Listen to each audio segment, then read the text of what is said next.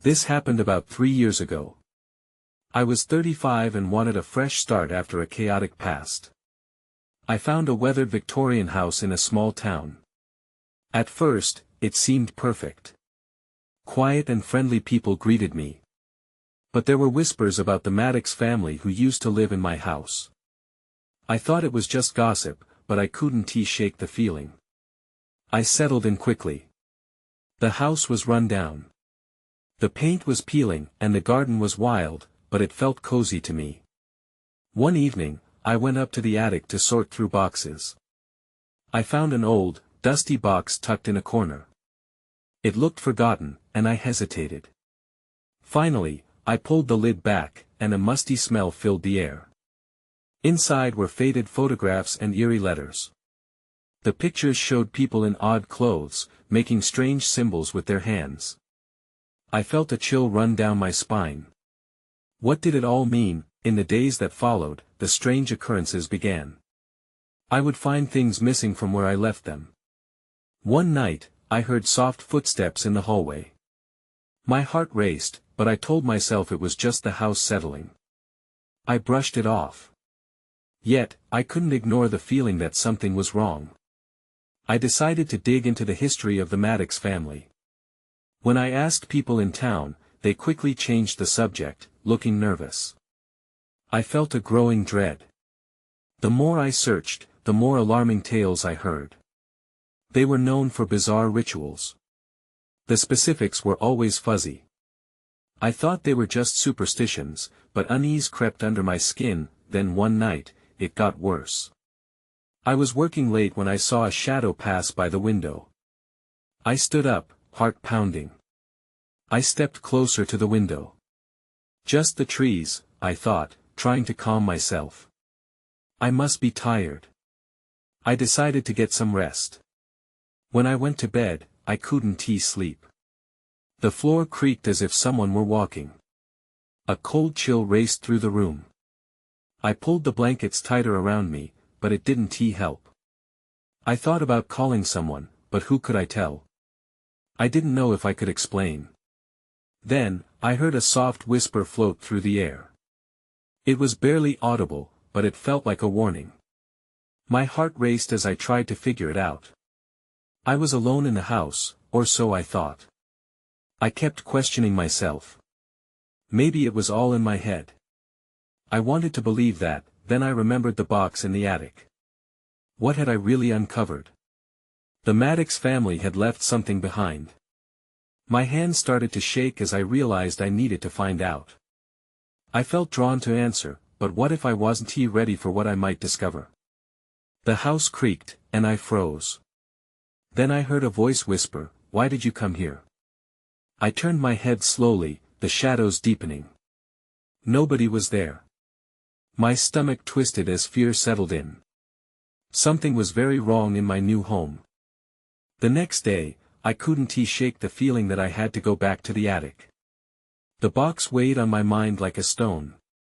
I pushed the thought aside all morning, but when the sun began to set, the urge became too strong to ignore. I climbed the creaky stairs slowly, every step echoing through the empty house. Once I reached the attic, I felt the chill in the air. It was darker than I remembered. I found the box where I had left it, still gathering dust. I opened it again, my heart racing. The photographs were there, and so were the letters. This time, I noticed something else, a small, tattered notebook wedged at the bottom that I hesitated. What if it held answers? Or maybe it would just deepen the mystery. But I had to know. I pulled it out and opened it carefully. The pages were yellowed and brittle. The writing was cramped and hard to read, but I could make out a few phrases: sacrifice, the midnight hour, and return to the earth. A shiver ran down my spine, then I heard it. The soft whispering again, clearer this time. It seemed to come from all around me. I strained to understand the words, but it felt like a conversation I wasn't part of. I turned quickly, looking for the source. Nothing was there. My heart raced again as I took a closer look at the notebook. My fingers brushed against another photograph tucked between the pages. I pulled it out, and a gasp escaped my lips. It was a picture of the Maddox family, standing in front of my house, but the date on the back read 1932. They all looked serious, their faces pinched as if they held a secret that wouldn't let them smile. One figure stood out in particular, a woman in a dark dress with long hair cascading down her back. There was something unsettling about her gaze, it felt as if she was looking right through me. I flipped the photo over in a daze.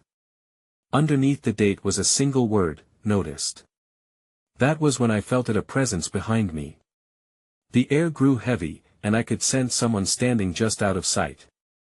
My breath quickened as I turned around again, half expecting to see the woman from the photograph, but there was just empty space. Then the floorboards creaked loudly, a heavy step echoing in the quiet attic. I stood frozen, unable to move. The whispering grew louder, more insistent, and I could almost decipher words. I felt a chill cut through me as dread settled in my chest. I had uncovered something that was never meant to be found. Suddenly, the whispers stopped. The attic fell eerily silent. Fear gripped me. I backed away slowly, clutching the notebook and photograph to my chest. I had to leave, and I had to leave now. Just as I turned to flee, the shadows shifted, forming a dark shape near the attic door. I froze once more as a gust of wind slammed the window open behind me. An icy breath brushed against my neck. Instinct took over, and I bolted for the stairs, the notebook clutched tightly in my hands. I glanced back once, and that was when I saw it clearly, the woman from the photograph, standing right where the shadows swirled. Her mouth moved, but no sound came out. That I sprinted down the stairs, heart pounding. I needed answers, but the more I uncovered, the more I sensed whatever I had awakened was angry. As I reached the bottom, the lights flickered and went dark. I rushed for the front door, desperate to escape, but fear held me. I was about to step outside when I heard it again, return. The whisper was a command now that I was trapped in a history that wanted to remain buried. The silence weighed on me as I stood by the front door. My heart raced, but I fought the urge to glance back up the stairs. It felt like the house itself was waiting for me to decide. Return, the word echoed in my mind, wrapping around me like a vice. A part of me screamed to escape, but I couldn't shake the need for answers. Whatever had been unearthed in the attic wasn't going to let me walk away easily. I took a deep breath and stepped back, cautiously moving toward the kitchen. The air felt charged, like the calm before a storm. I needed to look at the notebook again, to understand what it all meant. I fumbled to turn on the kitchen light, but it flickered weakly before dying completely. Darkness enveloped me, thick and suffocating. My fingers shook as I reached for the flashlight I always kept in the drawer. I clicked it on and pointed it ahead, illuminating the path that I moved toward the table, where I'd left the notebook. As I picked it up, a shudder ran through me, like fingers creeping along my spine. I could feel the weight of the house pressing down, urging me to leave, to forget. But I couldn't. Sitting down, I opened the notebook again. The pages had a musty smell that turned my stomach. The writing was jagged, as if penned in a rush. My eyes scanned the entries until they fell on one phrase that repeated, "A offering of blood will mend the rift." I stared at it, confusion swirling. What rift? Then I remembered the photograph, the word "noticed" scrawled on the back. My thoughts raced. It wasn't just a message, it was a warning. At that moment, I heard the faintest sound coming from the hallway, a soft, rhythmic tapping. I turned slowly toward the sound, the flashlight beam slicing through the darkness. The tapping grew more pronounced, a dull thud like someone lightly rapping on the walls.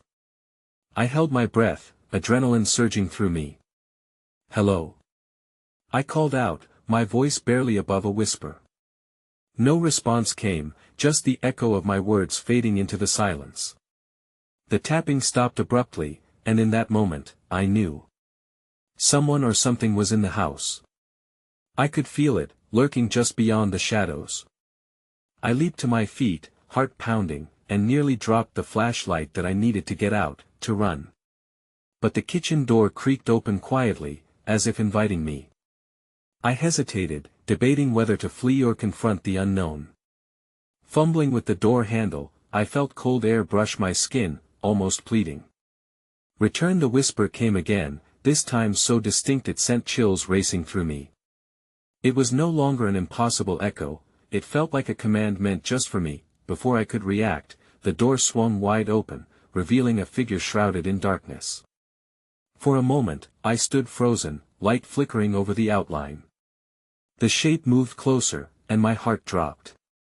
I turned to run, but chaos erupted. The lights flickered back on, illuminating the figure's face twisted and familiar. An icy realization washed over me. The woman from the photograph wasn't just a memory, she was here, in my house, in my life. The pounding in my chest was drowned out by her next words. "You must return what was stolen." I stumbled back against the table, the notebook slipping from my fingers as I fought to comprehend. The figures around me seemed to swirl, and I understood then that my curiosity had awakened something far worse than I could have imagined. Everything had changed. I stumbled out of the kitchen, desperate to escape the apparition. My heart raced as the air thickened with tension. I bolted down the hallway, feet pounding against the hardwood floor.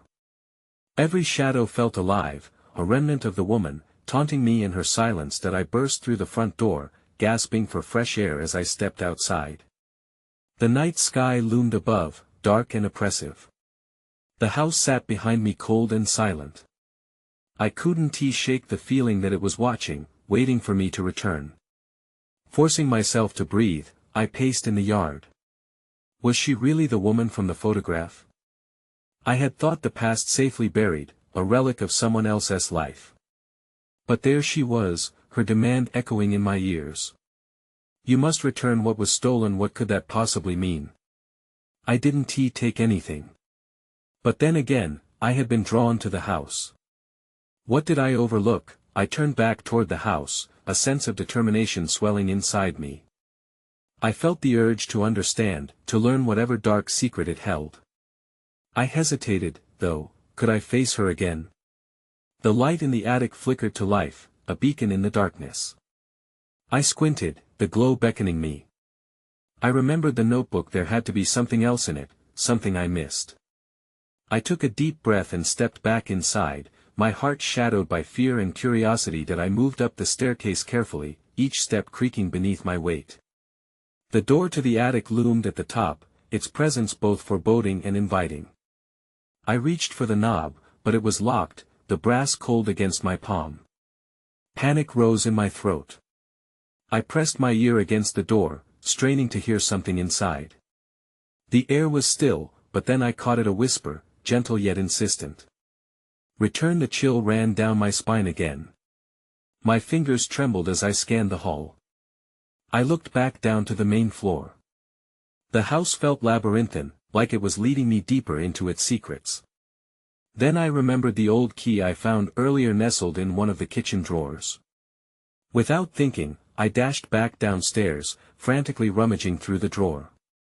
There it was, tarnished but intact. With renewed purpose, I rushed back up the stairs.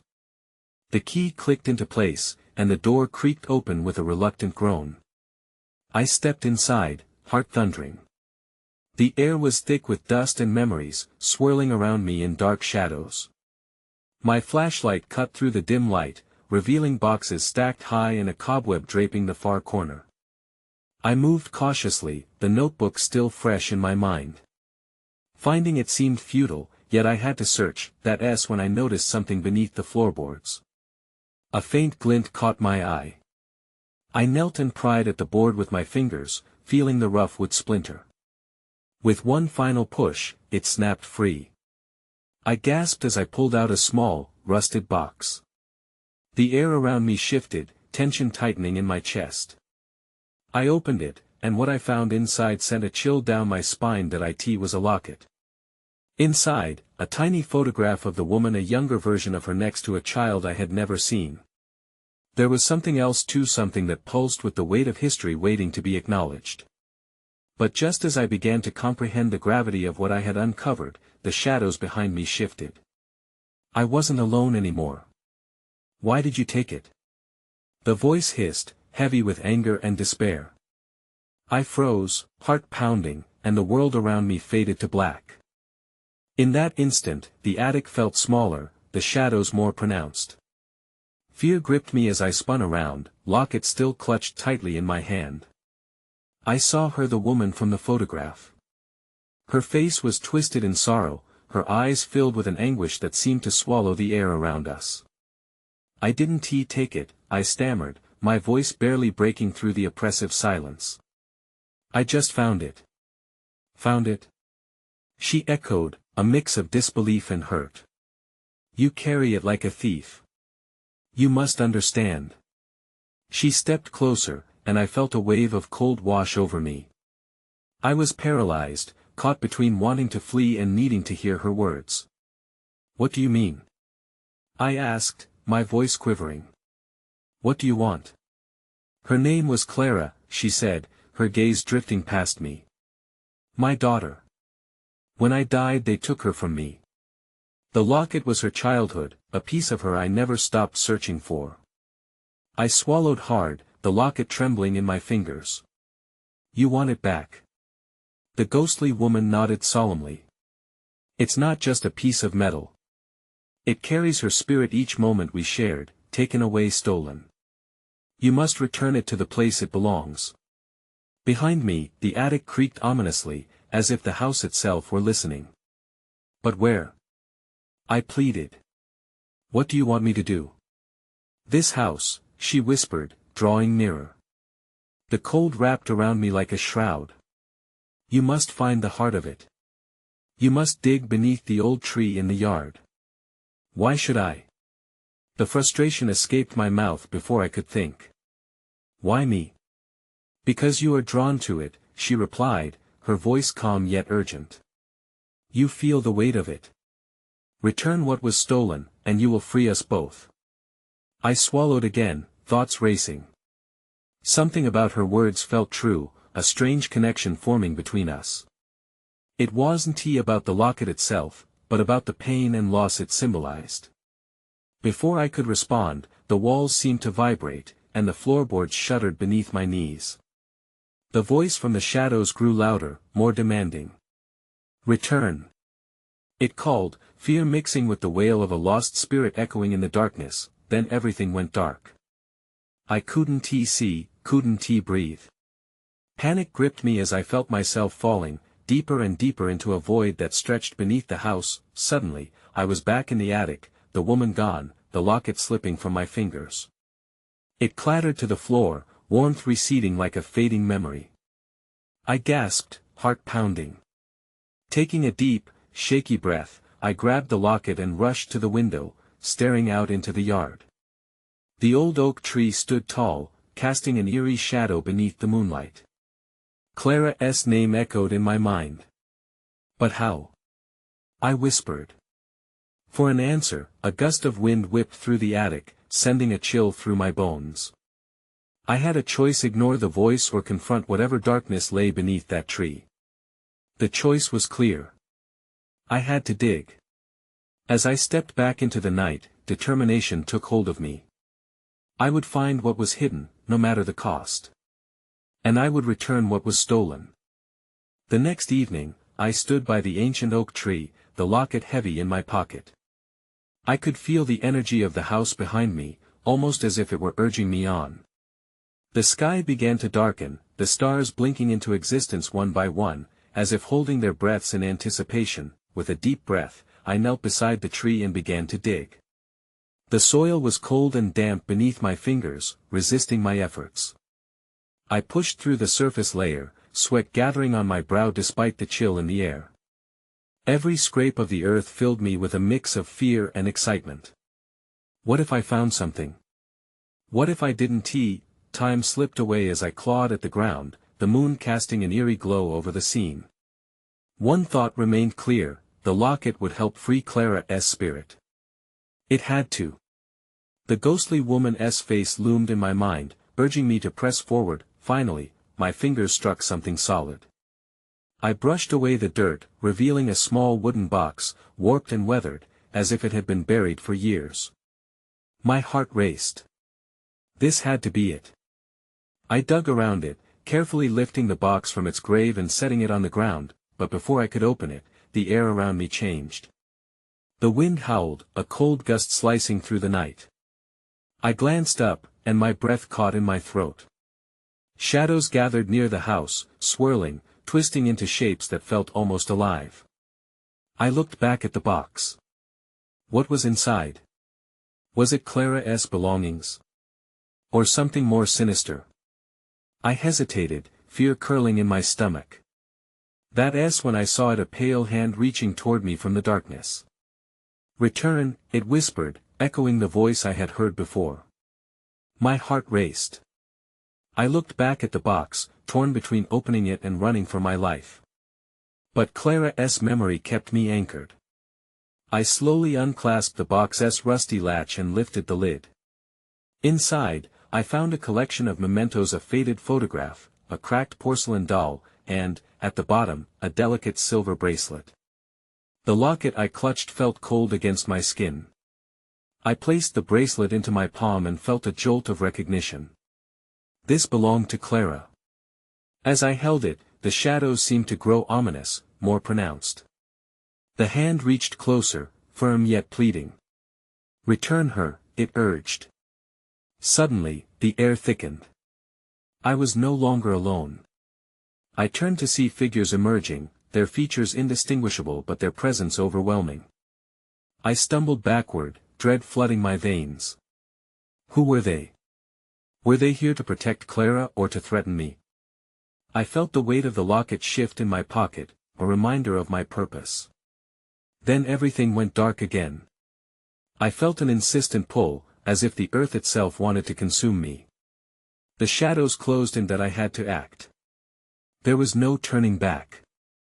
I reached out, ready to return the bracelet to the box, knowing that it might be the key to unveiling the truth and freeing Clara once and for all. But as I did, their mournful wails filled the air. I had unleashed something I wasn't prepared for. This was just the beginning. I gasped as the darkness enveloped me, the cold air pressing down like a weight on my chest. Everything around me felt unreal, shifting and swirling. I stumbled back, the box clattering to the ground, its contents threatening to spill out. The shadows danced, their whispers rising in intensity, weaving through the night like a dark symphony. Return her, the voice echoed, its desperation piercing my heart. I was frozen, both terrified and spellbound.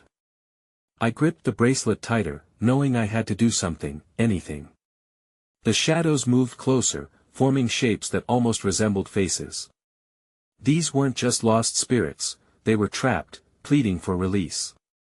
I felt the warmth of tears as fear gripped me, but Clara's image anchored me. What happened to her? What did they want from me? I dropped to my knees and dug deep into the soil, searching for answers. My fingers scraped against the earth, more frantic now. I needed to understand. I glanced at the box, still partly open. The doll and the photograph seemed to pulse with a life of their own, whispering stories of Clara's past. I pulled the photograph out first. It showed a young girl, Clara, smiling in front of a familiar house, the very house looming behind me. It must have been taken decades ago. She looked so happy, untouched by the sorrow that filled the air now. My stomach twisted. What happened after this moment? Before I could gather my thoughts, a gust of wind swept through, knocking the photograph from my hands. I scrambled to grab it, but it tumbled into the shadows. As I reached for it, the figures surged forward, their collective energy crackling like electricity. Help us! They cried. A flash of movement caught my eye. The bracelet in my hand began to glow, a soft silver light cutting through the darkness. I had to return it. Just as I made the decision, I felt the ground beneath me shift. A horrible rumbling noise trembled through the air, and the roots of the oak tree twisted, revealing more objects buried beneath its gnarled roots. The shadows recoiled in shock, their cries fading to silence. I hesitated, choosing between the bracelet and the new discovery. Curiosity tugged at me, what other truths lay hidden, but as I knelt again, returning my focus to the roots, I could feel anger rising. The shadows were no longer just whispering, they were raging. I didn't have much time. I had to figure out what to do with the bracelet, and fast that I gripped the bracelet, drawing a deep breath. The chilling whispers picked up again, a chorus of sorrow. Return her, they insisted, but I heard something else in their voices now: fear. Fear of me discovering their secrets. Then, as if summoned by my thoughts, a figure stepped forward from the shadows. The spectral presence was clearer than before, a woman cloaked in white. Her eyes were filled with sorrow and longing. My throat constricted. "Will you help me?" she asked, and just like that, I knew, if I was going to understand what they wanted, I would have to confront my deepest fears, and through it all, uncertainty gnawed at my mind. What would happen if I chose wrong? But before I could answer her, a loud crash echoed from the house behind me, shattering the tense moment. Someone's inside, I thought, panic rising once more. I had to make a choice, and quickly. Would it be Clara or whatever awaited me in that house? I didn't have time to think. The crash echoed again, louder this time. My heart raced as I glanced back at the house. The shadows throbbed around me, urging me to keep my focus. But I could hear something inside, a voice, muffled and desperate. "Clara?"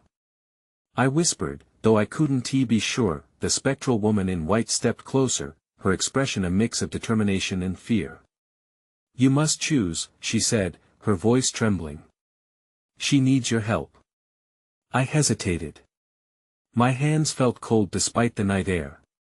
What if the woman was just another shadow tricking me? What if I turned my back on Clara only to find something sinister within? Ignoring the voices of the shadows swirling around me felt impossible. "What do I have to do?" I asked the spectral woman, desperation creeping into my tone. "Return the bracelet," she replied, her eyes earnest. "But first, you must learn the truth." Before I could respond, a figure darted past the window of the house, and I instinctively turned my head. It was a fleeting silhouette, small and quick. My breath caught. "Is someone really in there?" The woman nodded, her face softening. "The answers you seek lie within those walls. But the danger is real." I felt my instinct to protect take over. Clara had been gone for too long. I had to know if she was in that house, no matter the risk. "Stay here," I told the woman, though my voice shook. I didn't wait for her response. I turned and darted toward the house. The door creaked open before I reached it, swinging wide as if beckoning me inside. I stepped in, the darkness swallowing me whole. The smell of damp wood and decay filled the air, and my pulse quickened. I strained to listen, the shadows wrapping around my legs as I took cautious steps forward. "Clara?" I called out, my voice echoing against the walls. Nothing answered at first. I felt the shadows brush past me, still whispering their eerie chants, but I pushed them aside. "Clara? Where are you?" Panic seeped into my words, that s when I heard it, a soft cry, barely audible. It came from the back of the house. That I moved deeper into the shadows, my heart pounding. Each step felt heavy, the air was thick with dread. As I approached the source of the sound, the shadows thickened, swirling in a vortex around me. "Let me go!" I shouted, but it only seemed to heighten their anger. That I reached a door at the end of a narrow hallway. It was slightly ajar, and a flicker of light spilled through. I pushed it open, revealing a dimly lit room cluttered with dust and old furniture. And there, in the corner, I spotted a small figure curled up on the floor. "Clara?" I breathed, my voice trembling as I stepped inside. But as I focused on the familiar face in the shadows, a chilling realization struck me. The girl in the corner looked like Clara, yet somehow different, worn, older than the photograph, but unmistakably her. Her eyes met mine, wide with fear. "Help me," she gasped, her voice shaking with urgency. Before I could move, the door slammed shut behind me, trapping me in darkness once again. The shadows surged forward, louder now, a cacophony of cries ringing in my ears.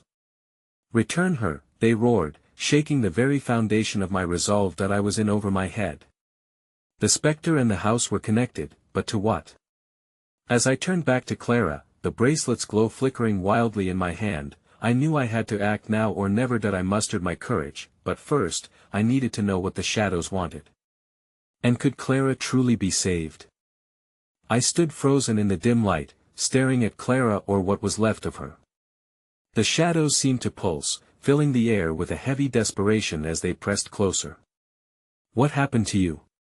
I managed to ask, feeling the weight of fear settle in my chest. Clara's eyes darted around the room, pleading for help. "They won't let me go. You have to hurry." Her voice trembled, echoing off the walls. "Who? What are these shadows?" I stepped closer, trying to reach for her, but the darkness twisted around my legs like icy fingers, holding me back. I gasped as the whispers grew louder, demanding something I didn't understand. "The bracelet!" Clara cried, her voice rising above the din. "They want the bracelet. It's the key." I gripped it tighter, recalling the spectral woman's words. "Return the bracelet." But did that mean giving it to Clara? Or did I need to confront whatever wanted it? A chill ran down my spine. "What do you mean, it's the key?" Before she could answer, shadows coiled around her, lifting her slightly off the ground. Fear twisted my gut. "Clara!" I shouted, reaching out, my fingers grasping air. "Listen," Clara said, panic in her voice. "You have to face the truth. The bracelet binds me here. Its power is tied to the Maddox family. You need to break the spell." The shadows writhed, closing in on Clara with a ferocity that made my heart race. I had to do something. "What spell?" I asked, my voice barely above a whisper. "In the attic," she whispered urgently. "Find the truth. You must destroy it. Only then can I escape." The door rattled violently behind me as the shadows screamed in a furious chorus.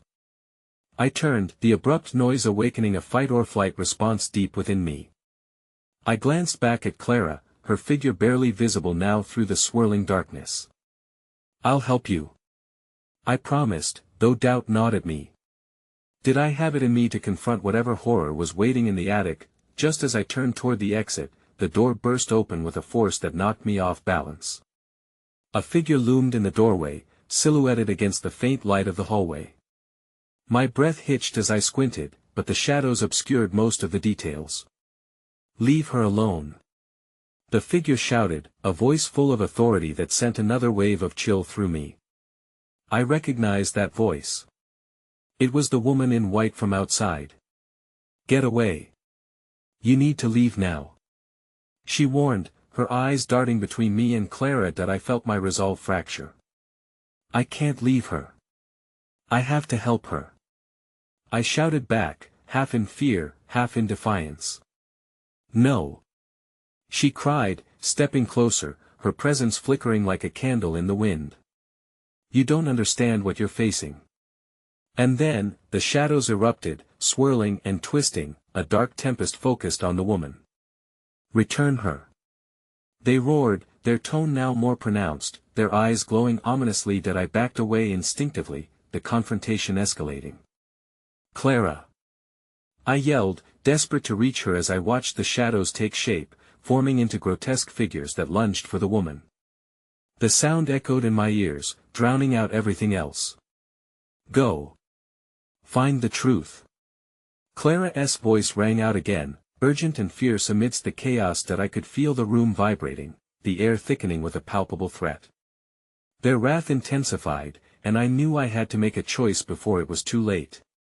In that instant, everything shifted. The shadows flickered, and I found my path illuminated toward the attic.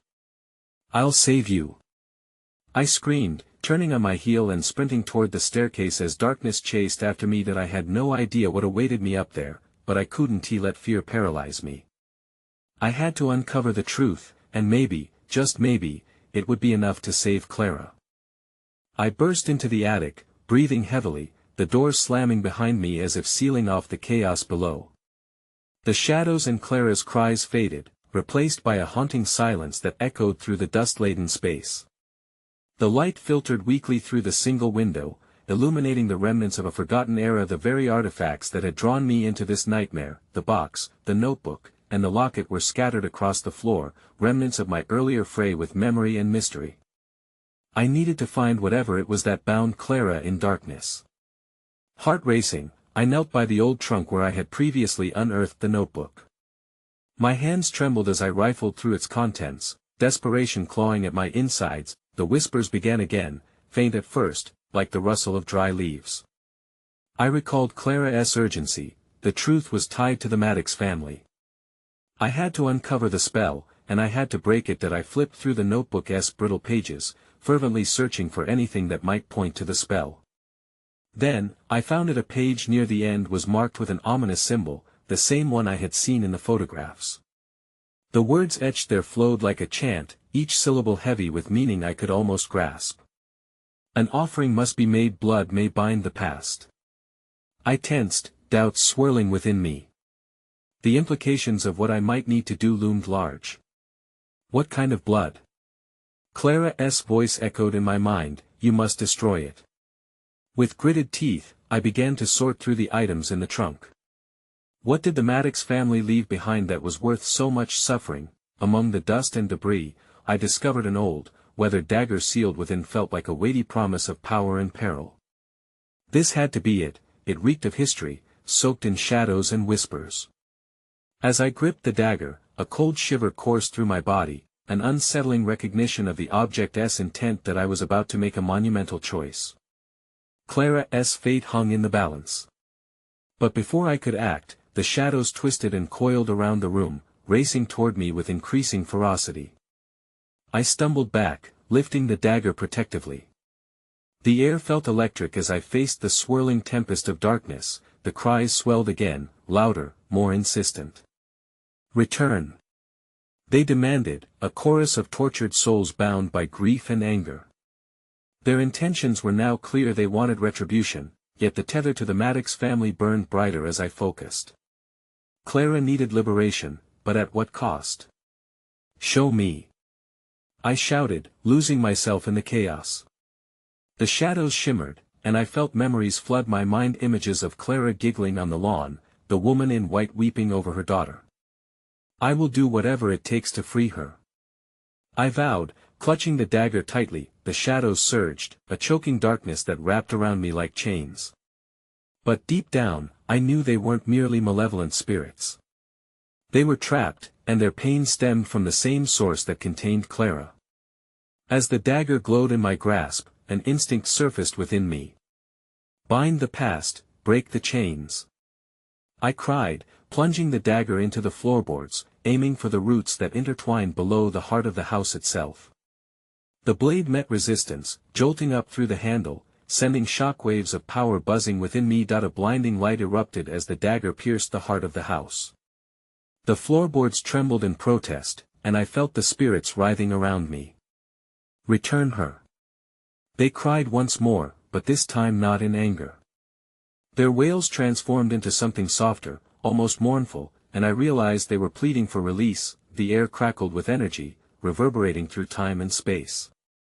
As I held firmly to the dagger, visions danced before my eyes, the Maddox family's secrets unraveling, Clara's joyful laughter intersecting with grief-ridden cries. All at once, the house resonated, each creak resonating with the spectral song of the shadows.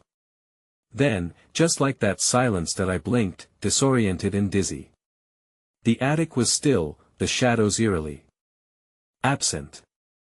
Slowly, I withdrew the dagger. Whispers faded into memory, echoing only faintly in the corners of my mind. I had done something, but what? Had I freed Clara? Was the curse broken? My thoughts swirled with uncertainty as I stood up. Cracks began to appear in the floor, like lines of fate intertwining. I rushed toward the window, heart in my throat. Beneath the old oak tree, a figure stood, a young girl with golden hair that fluttered in the breeze. Clara. She looked up at me, her gaze piercing through the remnants of my despair.